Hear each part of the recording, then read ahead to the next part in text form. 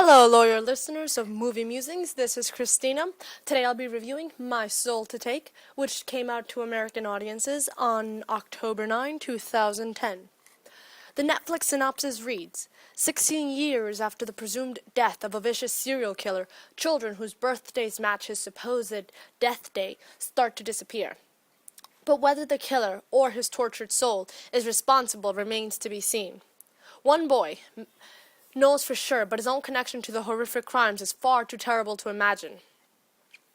The cast includes Max Thierry, Denzel Whitaker, Raul Esparza, Sharika Epps, Emily Mead, Frank Grillo, Zena Grey, Nick Lashaway, and Jessica Hecht. It was directed by Wes Craven. So, as soon as you start watching this film, it's action. It's just bam, okay, someone's dead. Someone popped out. It's a real attention grabber. So I wouldn't suggest you go out and go to the concession stand as soon as the movie starts. You'll miss much. It starts with this guy who's like this all-around family man. His very pregnant wife is frightened by the news she's hearing about the serial killer on the loose who struck again. The Riverton Ripper, they call him, and the thing is he's schizo. So we find out like within 10 minutes of the movie that the man is schizo and that he hears another voice in him and that he's actually having this consuming internal struggle. One part of him is trying to suppress that other evil side of him, and that evil side of him is turns out to be the Riverton Ripper.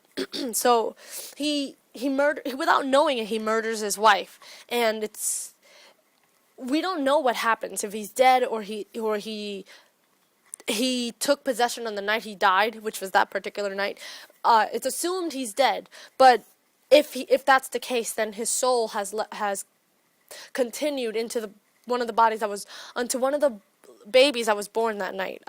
Yes, that's what I meant to say. Anyway, so it becomes like, it's a small town, so it's like this tradition, and what I really liked about this film is that you don't know if he really died because they never found his body, or if it's true about the soul possessing one of these 7 kids who have this unfortunate birth date. So throughout the whole movie, you're guessing, and that's not the only time that you're guessing. You're also guessing, is it true? Is it okay? That never goes away. Is he dead, or is his soul possessed, taking ownership of someone else? But another thing, whether you come up to your when you come up to your own conclusion is up to you. But one thing that was confusing was you didn't know which kid it was. Another thing. So Roger and I kept guessing. We're like, no, it's this one. No, it's her. No, it's gotta be him. But it kept changing, and it's like it kept getting confusing. But not in a way that you get so lost. It's just something that makes you, at the moment you start to suspect that it's one of the kids, it's this one for sure. Then something else happens to contradict what you just guessed, and so I enjoyed that. Also, it is scary. The movie, psychologically, it's the whodunit kind of thing, but it's murder, so the stakes are higher and whatnot. And at the end, you still don't have a definitive answer, because there's still some questions. Did he possess all of them, and it was just that some suppressed it and some didn't? Is it that only one was possessed, or is it that it was all in one's head? So the movie deals with schizophrenia and the supernatural. Where they come into play, where one ends and one begins, is completely ambiguous, so that is left up to you to decide and make your own endings, which I can appreciate. I like a good film that keeps you guessing, which this one certainly does. Another thing is about the killer. You don't know if that's one question that Sarajo raised that I thought was a good one.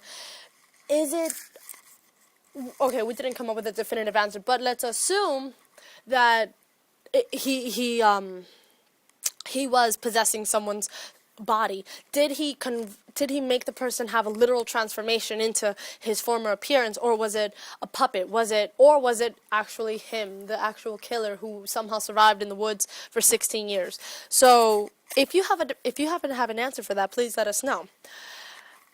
For all these reasons, I give this movie an A.